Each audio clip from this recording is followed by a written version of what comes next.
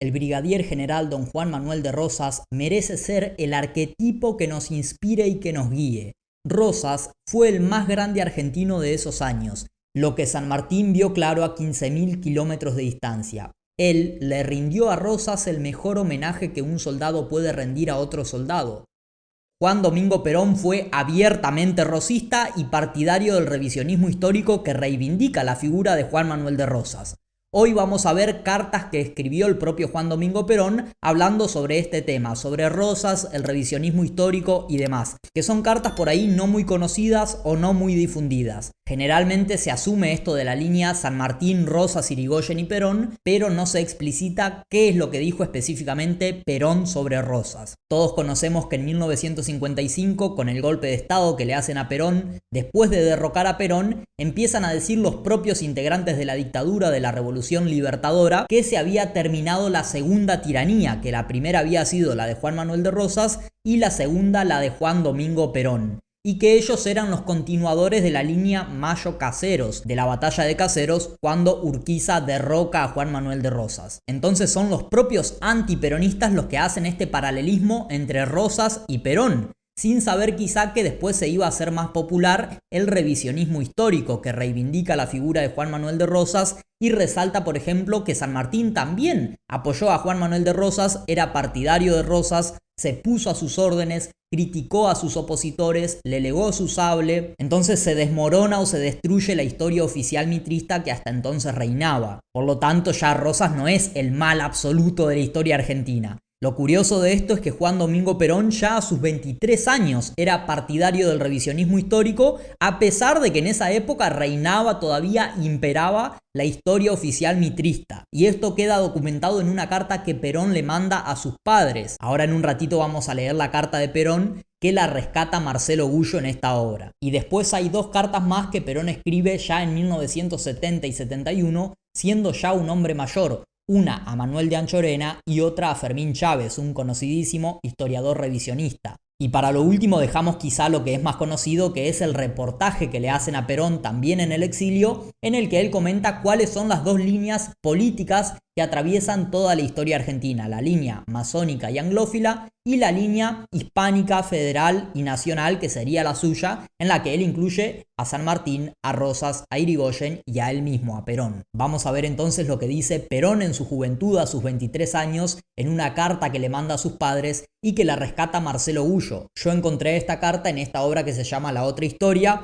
en la que colaboran distintos autores, Felipe Piña, Pacho Donel y Marcelo Gullo. En este libro aparece en el capítulo 9, Perón, teniente rosista y presidente sanmartiniano. Dice la carta: mis queridos padres, hoy he recibido carta y me alegra mucho que estén buenos y contentos con el triunfo de las ideas aliadas, pero debo hacer presente que no está bien eso de la lista negra, por cuanto es un atropello.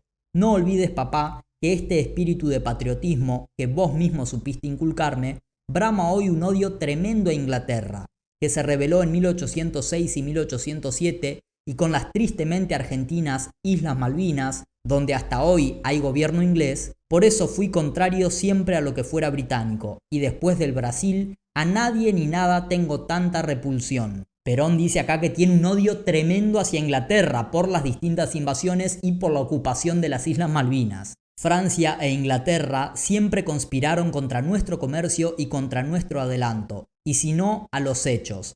En 1845 llegó a Buenos Aires la abrumadora intervención anglo-francesa. Se libró el combate de Obligado, que no es un episodio insignificante de la historia argentina, sino glorioso, porque en él se luchó por la eterna argentinización del Río de la Plata, por el cual luchaban Francia e Inglaterra por política brasilera encarnada en el diplomático Vizconde de Abrantes. Rosas, acá viene la reivindicación de Rosas. Rosas fue el más grande argentino de esos años y el mejor diplomático de su época.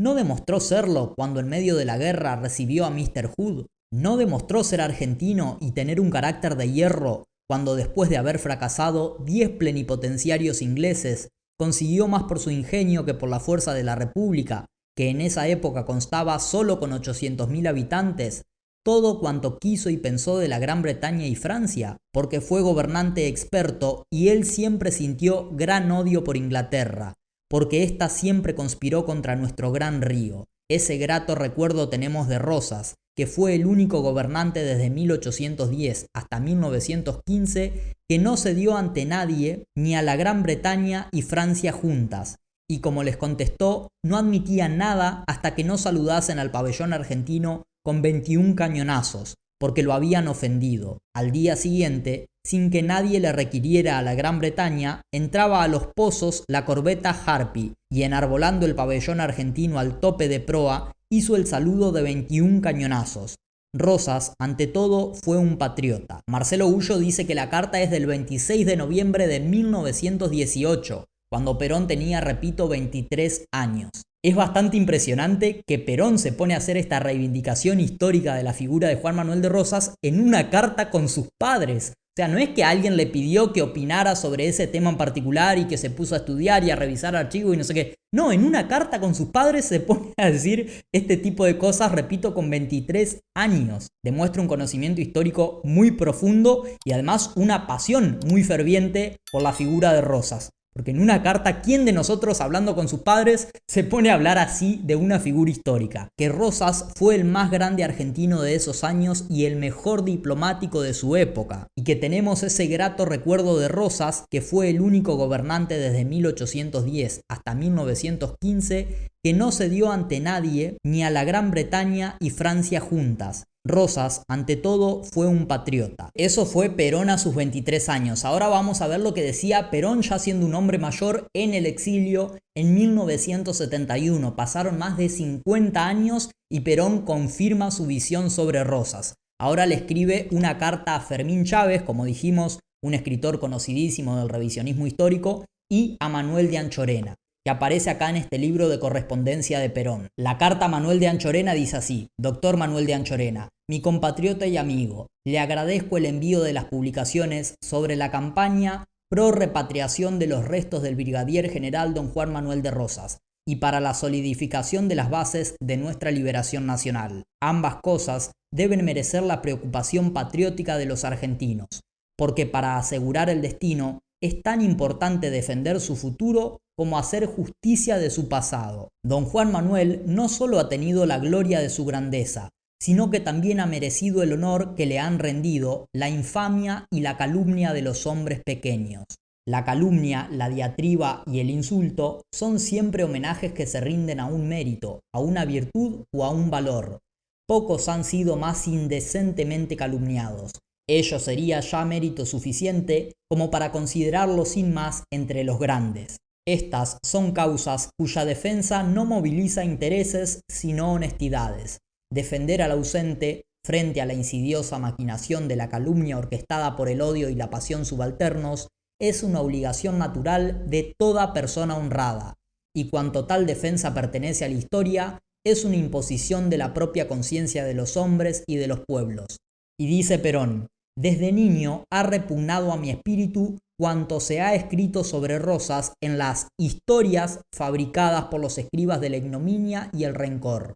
Hace muchos años, en oportunidad de realizar investigaciones históricas en el Archivo General de la Nación, se me ocurrió echar una ojeada a los archivos documentales de la época de la Santa Federación, y me fue dado comprobar que la documentación existente me era totalmente desconocida, y yacía bajo una capa de polvo que evidenciaba lo poco que había sido consultada hasta entonces. Esa historia había sido escrita de oído, como la música barata, por historiadores de ocasión y por encargo. Ha sido necesario esperar la acción de los revisionistas históricos para conocer una realidad oculta, bajo la oscuridad nefasta de la mentira.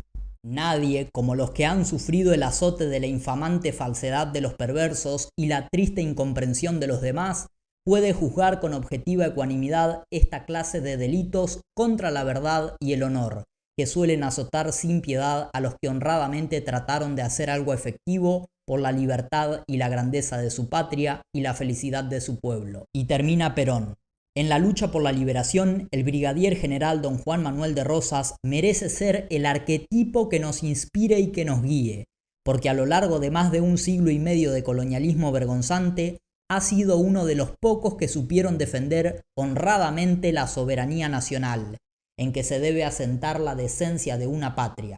Y no en vano, San Martín, que había luchado por esa misma liberación, desde el exilio al que lo habían condenado los enemigos de afuera y de adentro, le hizo llegar su espada y su encomio, que era como arrimarle un poco de su gloria de soldado y de su alma de ciudadano excepcional. Y bueno, después ya termina con los saludos y es del 19 de abril de 1970. Y acá ya aparecen dos cosas. Que Perón resalta el lazo que tuvo San Martín con Rosas, que San Martín lo apoyó a Rosas, que le escribió cartas apoyándolo, que se puso a sus órdenes, que después le legó su sable, que condenó a los unitarios que apoyaban y que facilitaban la invasión anglo-francesa. Perón resalta ese San Martín rosista, y que Perón dice que a San Martín lo condenaron al exilio sus enemigos de adentro y de afuera. Y aún estando en el exilio, San Martín apoya a Juan Manuel de Rosas.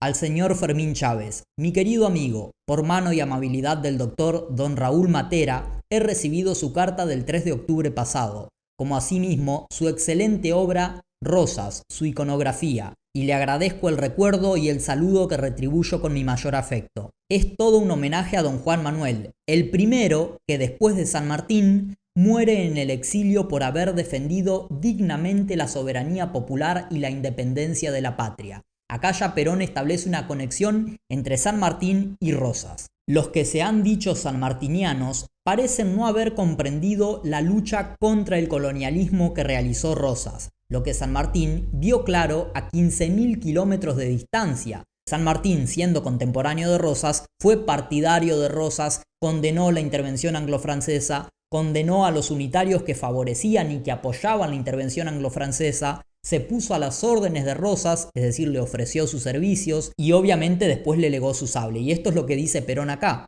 lo que San Martín vio claro a 15.000 kilómetros de distancia. Él le rindió a Rosas el mejor homenaje que un soldado puede rendir a otro soldado, su sable libertador. Y lo que dice Perón es así, los que dicen reivindicar a San Martín se olvidan de que San Martín apoyó a Rosas en la lucha contra el colonialismo. Finalmente le manda saludos y demás. La carta es en Madrid, viernes 26 de marzo 1971. Ahora sí los dejo ya con este reportaje de los años 70, también del exilio, en el que Perón dice que existen dos líneas políticas en nuestra historia: la anglófila masónica y la hispánica nacional y federal. Pero antes quería mandarle un agradecimiento a Rosa Solange y a Gianfranco Iván y a todos los que mandaron su colaboración en estos días. Muchísimas gracias de verdad. Que dentro de la historia argentina han habido dos líneas perfectamente bien establecidas. Cuando se liberan nuestros países en la independencia, esa liberación es un poquitito más compleja de lo que pareció, porque era el nacimiento del imperialismo británico.